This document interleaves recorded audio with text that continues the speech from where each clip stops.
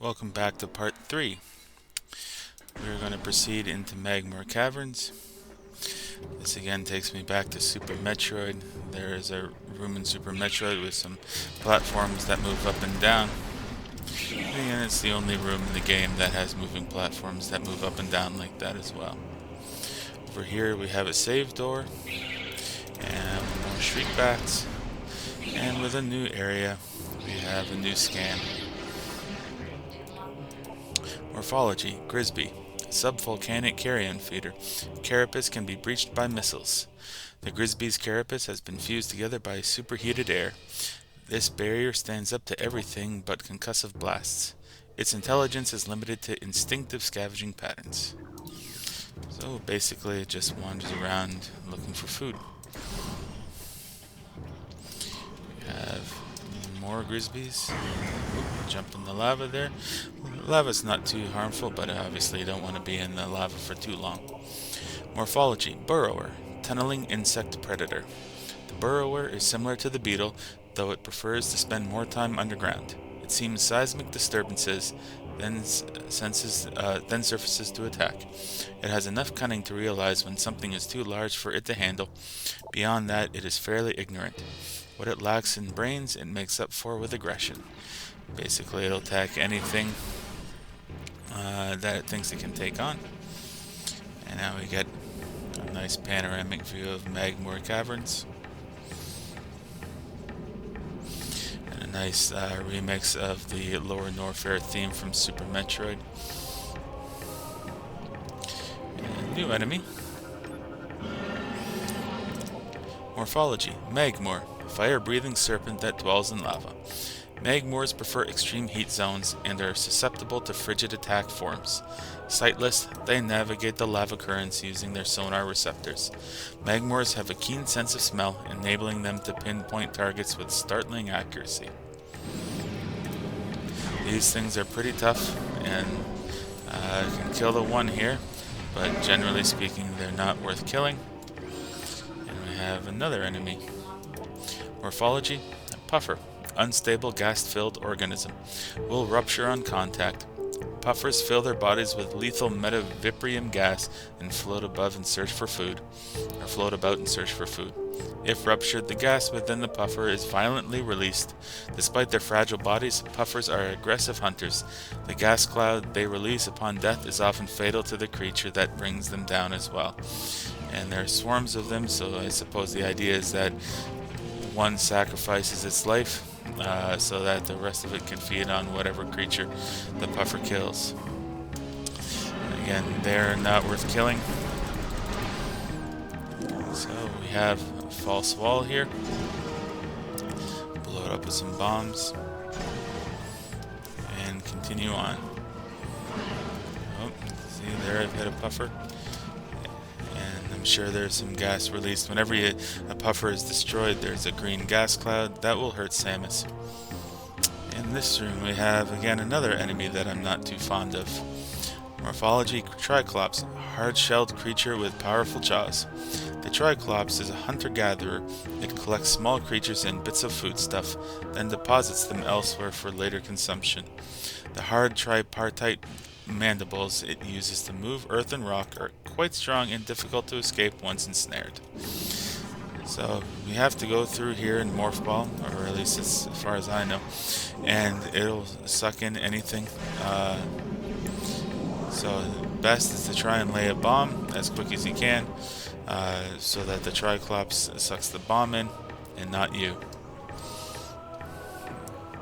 In this large room, the obvious path is to go up here, but there is a bit of a secret. If you go down to this cavern, you will see that there is in fact a Morph Ball tunnel here. And so make your way into the Morph Ball tunnel, just hop in there and avoid the Triclopses as necessary. So we're just going to attack a few Triclopses. Take the path to the right and you'll see another Morph Ball tunnel. And go in here, and we will come upon a door that leads into an item drop here.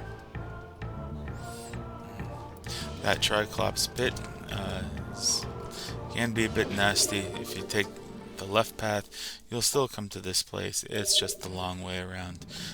And so we get our 4th missile expansion, bringing our total to 25 missiles, which is a sizable amount of missiles. Unfortunately, we just have to retrace our steps, so it takes a minute or two to retrace your steps. Thankfully, if you destroyed the Triclops on your way there, they won't respond, so you can head back into this tunnel and climb back to the mouth of this cavern. There's some platforms over here,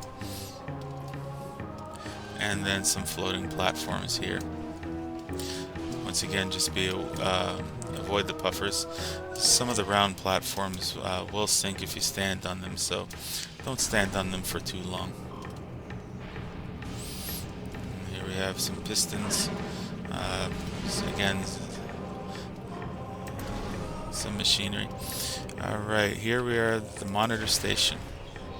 There are a number of turrets here. One of the things that you'll notice is that turrets now take 2 missiles to destroy instead of the previous one. But again, use missiles. We got lots of missiles, and we have lots of crates too. Crates are a great source of missile ammunition too.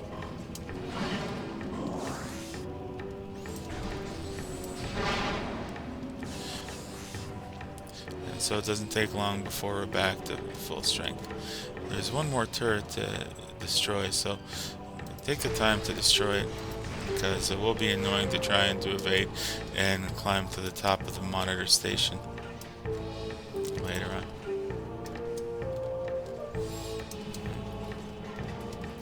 One of the things that's been pointed out by many people is that the Magmor Caverns really is a source of transport. Report any signs of magma predator activity to Security Central at once. So along the way, there are a few notes here. None of these scans are important. Immersion pistons are leaching power from the magma pools as planned. Geothermal power source is promising.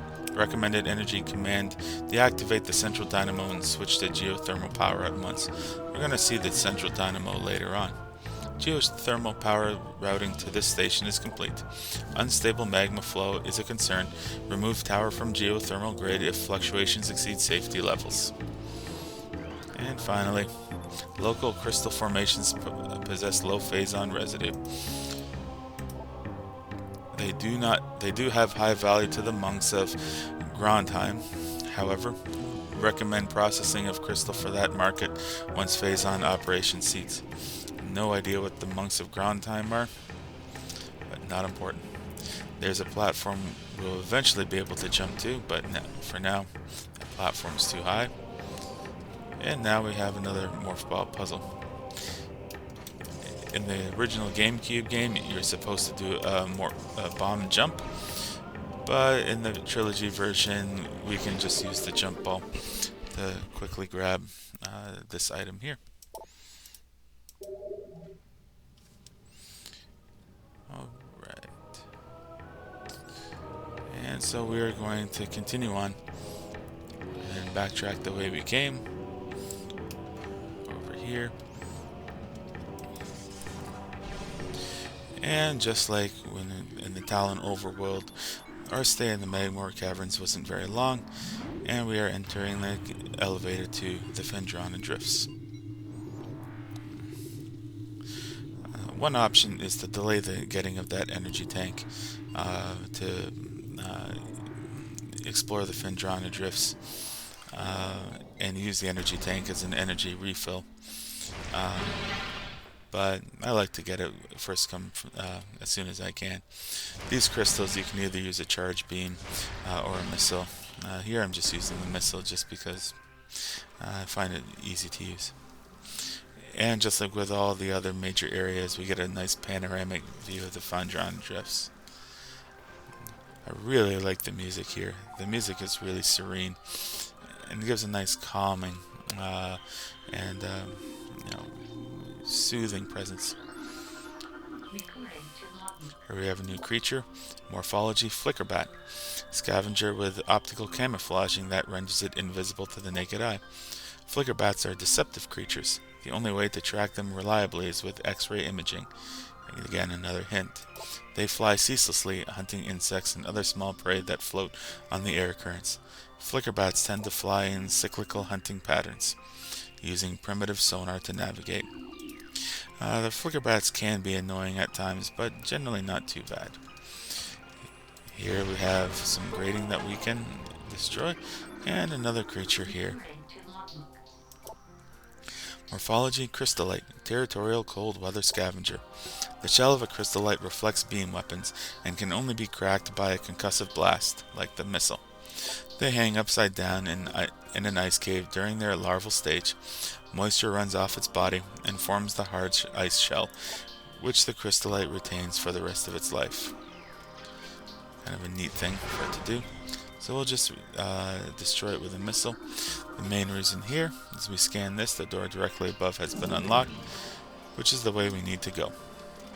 Here the water is very shallow, so that poses no problem. Over there is a save station, but the path forward is to climb these steps. We can use the crystallite and destroy it. They usually give some missile ammunition, so destroy them with one missile to gain 3. Not so bad. Here we have a new creature. Morphology: Scatter Bamboo. Pulsing tendrils of energy extend from the creature's body. Like all bamboos, these creatures can only be harmed by electrical energy. Proximity to these life forms may result in electrical visor interference. It is possible to avoid engaging scatter bamboos by rolling into the morph ball and slipping between the rotating energy streams. So let's heed that advice and try to avoid going in the electrical streams.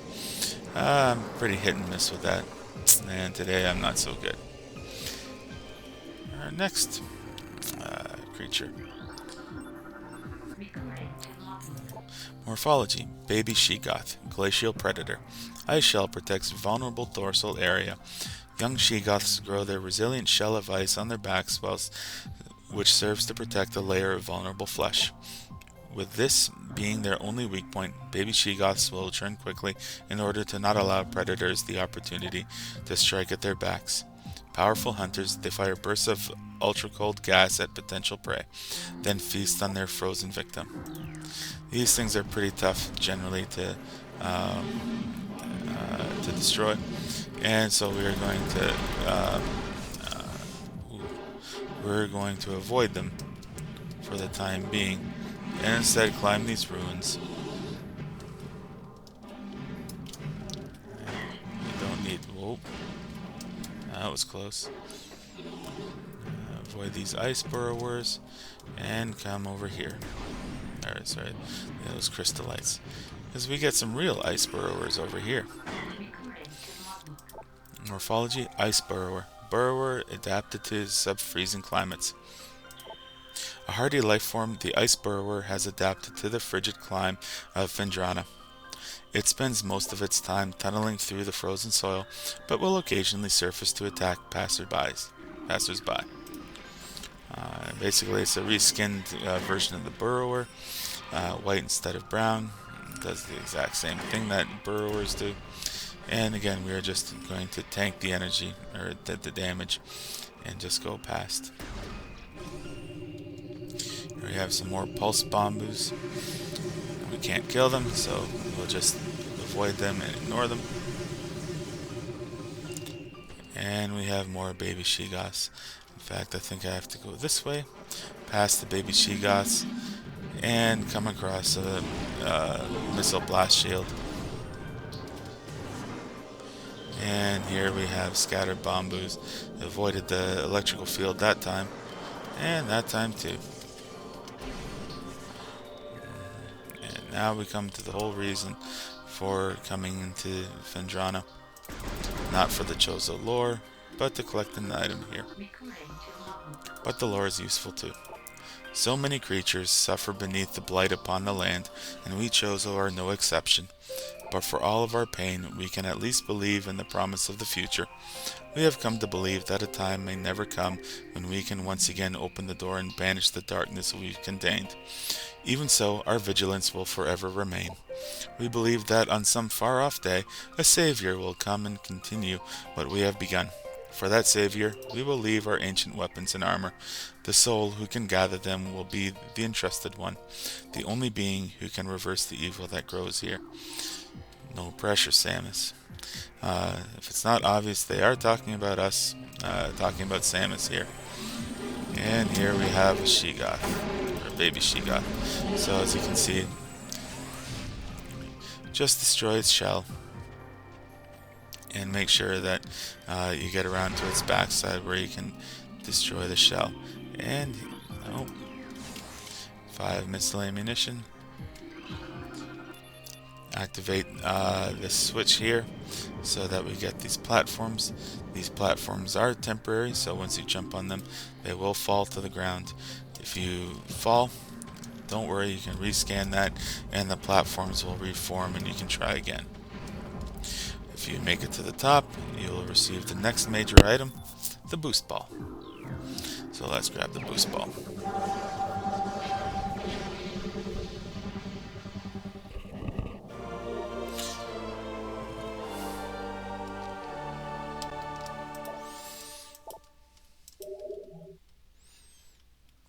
The boost ball is a unique item to the Prime series. I'm not aware if it exists in any of the other Prime games. It might exist in Metroid Prime Hunters, I'm not sure, but all the other major Metroid games, I don't think it exists. But I think it's a really cool item. The only thing that's a bit contrived is, again, you use these half pipes to gain height and reach the top of the half pipe. You know, half pipes like that don't really exist naturally, so they're a bit contrived that way. One thing that is a bit annoying about the first Metroid Prime game is that there is a lot of backtracking.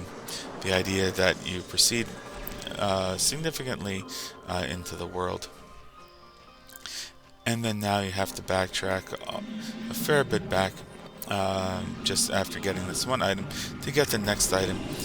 Only we will be returning to Phendrana Drift very shortly.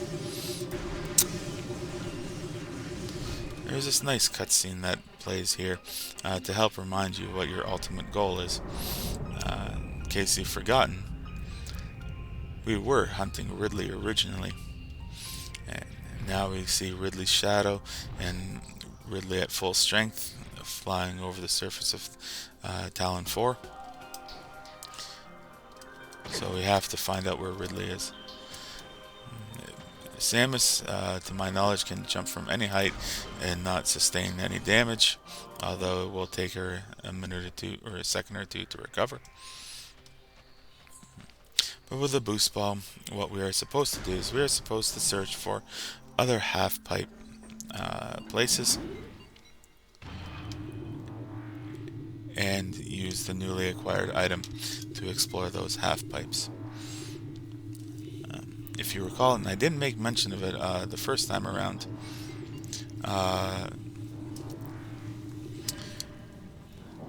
but one of the things is that there's a half-pipe in the Talon overworld in Talon Canyon, which is very close to the landing site.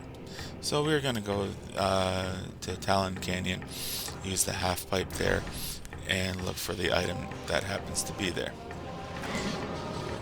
I've forgotten about these turrets, and you know what? I'm just going to run as fast as I can over to this door, this other door that we haven't been in. Ooh, I've taken a fair bit of damage. I've lost an entire energy tank's worth of damage, but no matter. We will go into this room. Watch out for the fiery jets that come through. These get me a fair bit from time to time. I tend to forget to get them. So just take a minute or two. Ooh, are these new? Yes, these are new. Missile ammunition. Resupplies missile launcher with 10 rounds of ammo. So we have finally gotten the third and final size of ammunition. And we have this Triclops here. Thankfully it's not going to cause any trouble. And we are going to go through this tunnel. If it'll let me, there we go. So we're going to go through this tunnel and make our way back to the Talon overworld. It might be tempting to go through that way, but we are going to be back here soon enough. So I'm not going to go bother through that direction. Ooh, jeez. And another Magmor here. Go up the side. Ignore the Magmor. Go through on this rail system. Over to the other side. And we come across another transport. This one from Magmor directly to the Talon overworld.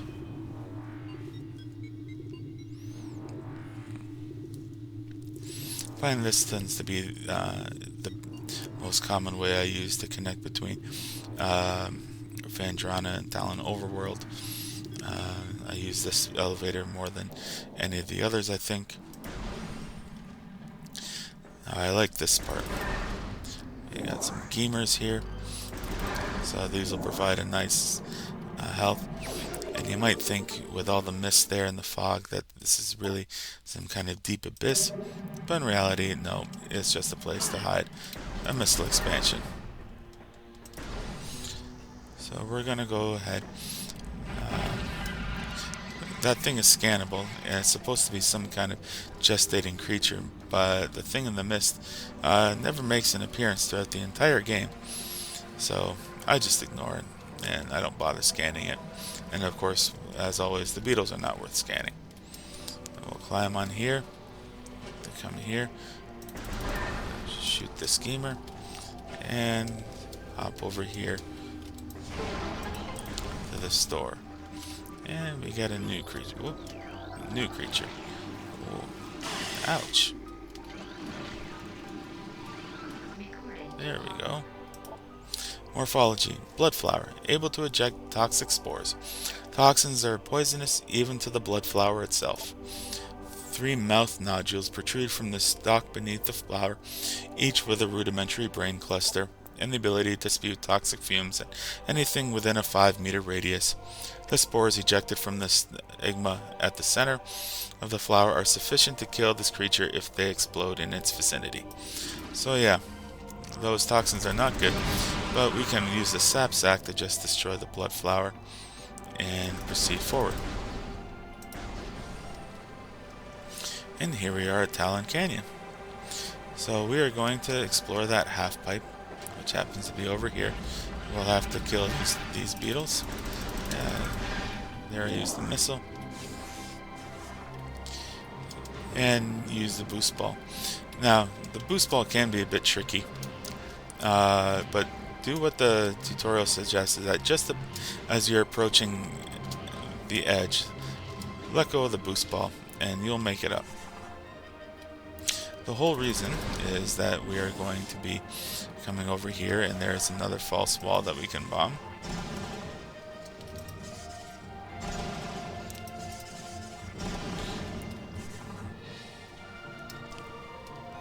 And we will emerge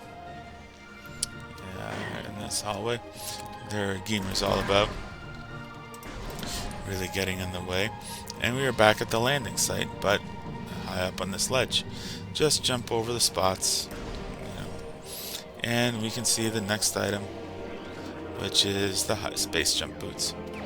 Now, many speedrunners will play on the original version of this game and do a trick where you can have this as the very first item you acquire and sequence break the game a fair bit from the onset. But in the newer versions, that's been patched, so you can't do that anymore. And personally, I just like to play the game as the developers intended. There are a couple things that we're going to do first. Number 1, there is a root cave down here where we can get another missile expansion. So that brings our total up to 35. Now, the developers want you to go around the ridge and over to that door there and learn about Chozo artifacts, but I already know about the Chozo artifacts, so I'm just going to ignore that for the moment. Once again, going through this room with the beetles, back to the cave, and this time, rather than going to the Chozo ruins, we're going to go back the way we came, back to Phendrana Drifts. Climb up here, ignore the zoomer there, and go all the way along this ridge here, back to the root cave, and towards Magma Caverns. As always, it's really convenient to blow up the sap sack there to destroy the blood flower, and just jump down and head over. Ignore the beetles. Some Geemers. I'll farm a few of them for health, I guess. These Geemers are some real easy creatures. And we are heading back down to the Magmor Caverns. So this really is the more annoying thing, that we went all the way back to Talon Overworld to get the high jump boots, just so we can go back to the Phendrana Drifts and proceed using the high jump boots to get to the next area.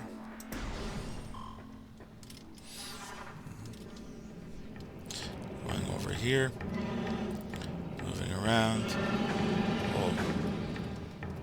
Oh, that Magmor is really annoying. Wait a second here for the flame jets to go.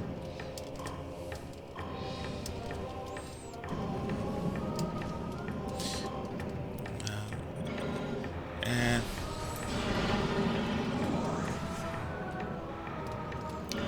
this time we got a morph ball puzzle, along with some graffiti over there. Oh jeez, those flames are close. I don't think I've ever attempted this with the Magmor still alive, but we got a missile expansion. So we're up to 40 missiles. Oh, and now we see that why the Triclops is so annoying. Oh, gotta get out of the lava. Almost lost 2 energy tanks. So I'm gonna have to be a little bit more careful. So I'm gonna wait for these fiery jets and proceed back to the monitor station, where once again, I guess those random seismic shifts are all about the magma instabilities.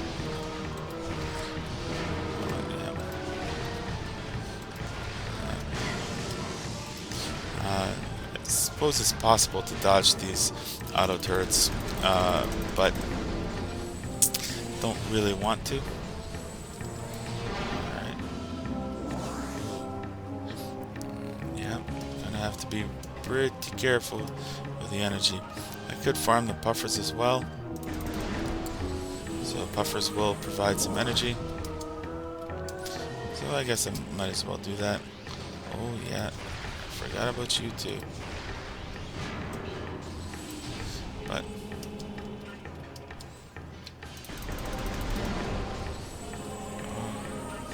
jeez, everybody's all about the missile ammo today. Alright, so with the space jump boots you can double jump.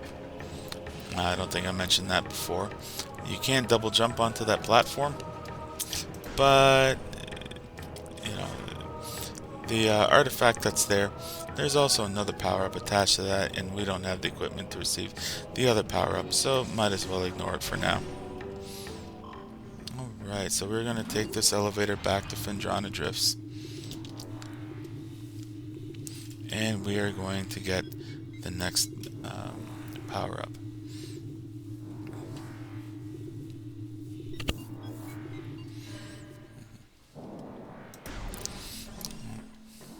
This won't be the first time, nor the last time.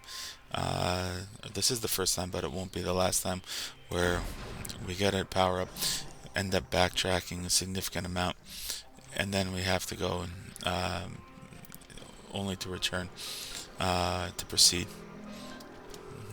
That sound indicates that there's another power-up, missile expansion, but unfortunately that missile expansion is behind a wall of ice and we don't have the equipment to melt the ice. But we're going to come over here and we are going to enter this portion. Once again, I'm not that careful. Oh, and another baby she-goth. Since there's only one of them, we'll make short work of the baby she-goth. And now we have to make this climb to the top of the ruins here. Here we have a new enemy. Morphology, ice parasite. A scavenger with a crystalline outer shell. Parasites are hardy creatures, able to adapt to any environment within 3 generations. The ice parasite is a prime example. Having adjusted to a frigid climate, this vermin now thrives in it. Omnivorous, it can exist in areas hostile to most life forms. And basically just will spend its life going in circles around this block, this stone block. Thankfully, ice parasites can be eliminated with beam weapons, so nothing special. Nice Chozo statue there. Doesn't play any significant role other than being a platform, so just carefully make your way to the top here. And I'm going to collect some energy along the way. And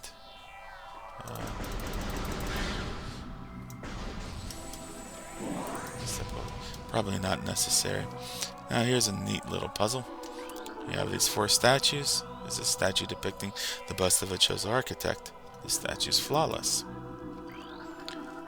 This is a statue depicting the bust of a Chozo philosopher. This statue's flawless. This is a statue depicting the bust of a Chozo warrior. This statue is flawless. This is a statue depicting the bust of a Chozo shaman. Several stress fractures can be seen running along the surface of this brimstone object. That's a hint that you gotta blast this with a missile to reveal a morph bomb slot. So we'll just jump in there, activate the slot to open the door. Take note of this Chozo statue over there. There is some ice in its hands. If we can melt that ice, then we might be able to solve a puzzle involving it. Then we have another morph ball bomb puzzle. The idea is that we got to bomb these sections of the pillar to allow us to proceed. You know, personally, I wonder how these sections of the pillar even got there in the first place. But well. In the past, I've done it where I bomb the sections before that block regenerates, but not this time. That's okay. Here, we have a mini boss of sorts. Before we can get this item, the item disappears, and we can see that we now have to fight 2 baby she-goths at once. It's not that hard. Just target them as soon as one dies. Another one will appear.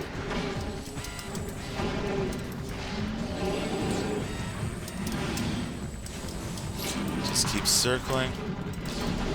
Eventually, if it breathes on you, it will encase you in ice, but that's not a problem. There we go.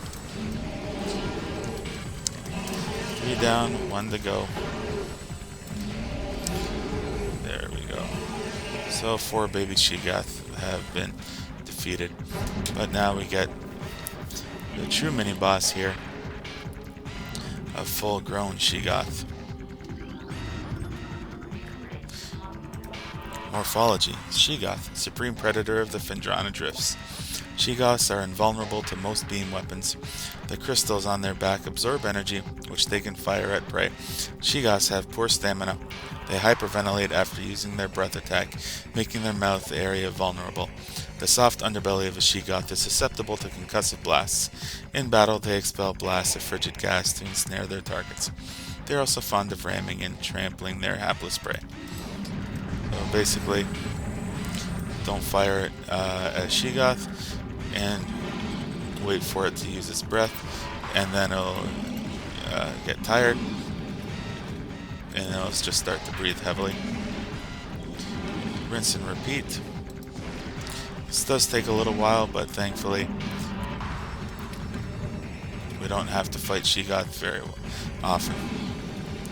This is not the last time that we will encounter She-Goths, but thankfully they're a very rare enemy and really only make their appearances later in the game.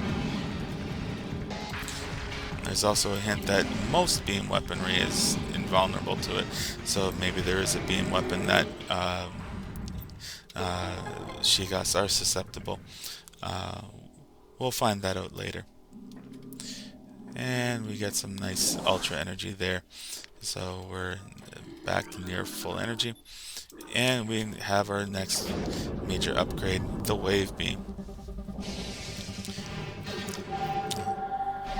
When I first played Metroid Prime, one of the things I learned is that as you acquire new beams, they don't stack atop one another, but instead are independent. So you select the beam that you want and use that beam in whatever situations. So we have the normal beam, and now we have the wave beam. Oh, wait, I don't need to blast that. With the wave beam, one of the things that we can see is that, hey, we can attract and kill bombus. So that's definitely handy. One of the things that I do like too is that the environment changes. So there used to be a baby She-Goth here. Now it's just bombus.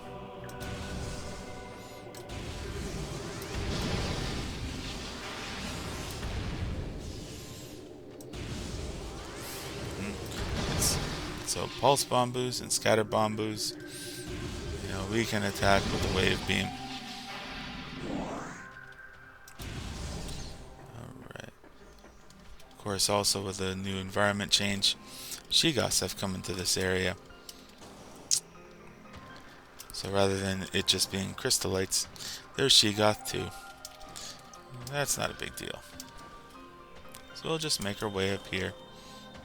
And now with the space jump boots, we can jump on this floating platform and enter the Ice Ruins West. And the other area was called the Ice Ruins East. And we are going to go over here. Are we going to go over here? No, we're not going to go over here. We're going to go over here. And we have a new Chozo. Let's get rid of this crystallite. Alright, Chozo lore. As the great poison reaches ever further into the planet, we Chozo begin to feel the gnawings of despair. Before it is too late, we now make our last stand. We have begun to build a temple to contain this darkness. At its heart, we will place a cipher, a mystical lock powered by 12 artifacts, and filled with as much power as we Chozo can harness. We wonder though, even when we are done, will it be too late? And will the power of the temple and the cipher itself prove strong enough to hold back the poisonous tide that even now swells within the ground, threatening all life? So, again, that's a hint that we have to collect 12 artifacts in order to be able to access the contents at the impact crater and defeat the evil inside once and for all.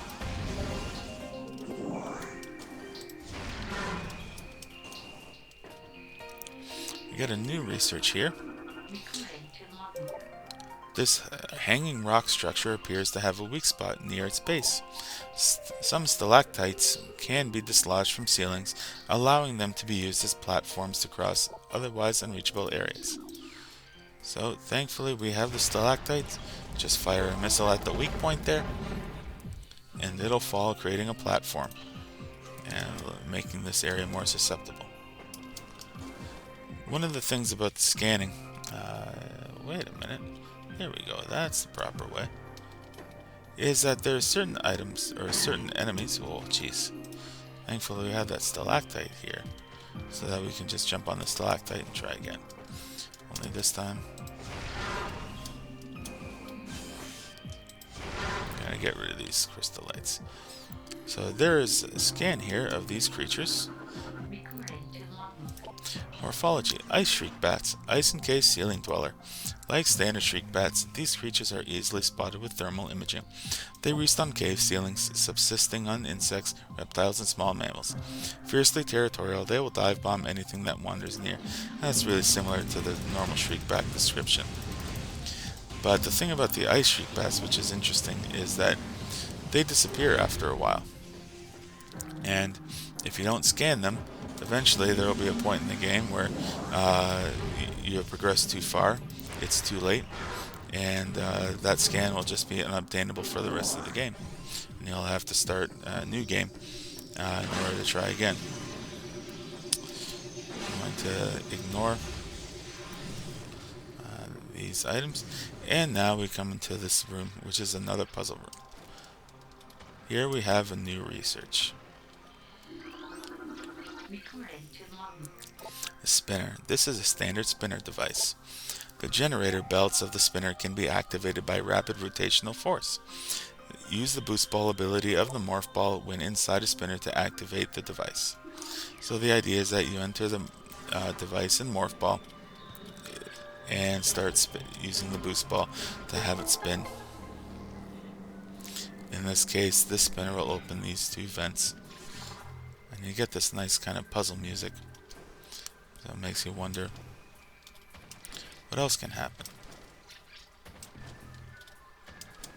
So here we have another spinner. Oh. In case anyone is wondering, I do have my own walkthrough that I'm following to help me make sure that I don't miss any scans or items along the way.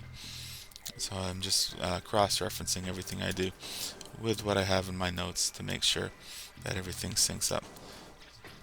I should have this bomb slot scanned. Just a curiosity. Yep. Golly. I'm not scanning this. There we go. Alright, so activate the bomb slot. This is nice in that activating this bomb slot is not permanent, is only temporary, so that if you wish to scan the bomb slot at a later point in time, you can scan it because as the water level rises, the water level is on a timer and will recede after a certain amount of time. The way forward is not through this morph ball bomb slot, or morph ball slot, but instead reaching the top of the platform. But I'm going to go in here to obtain this energy tank, as after all, more energy tanks certainly useful. Don't need to activate the spinners again. Those activations are permanent, and there are spinners in the game that don't remain activated for the entire length of the game, so there's always going to be at least one spinner that's available. But I'm going to activate the morph ball bomb slot again. Only this time I'm going to carry forward and go up to the top of that platform.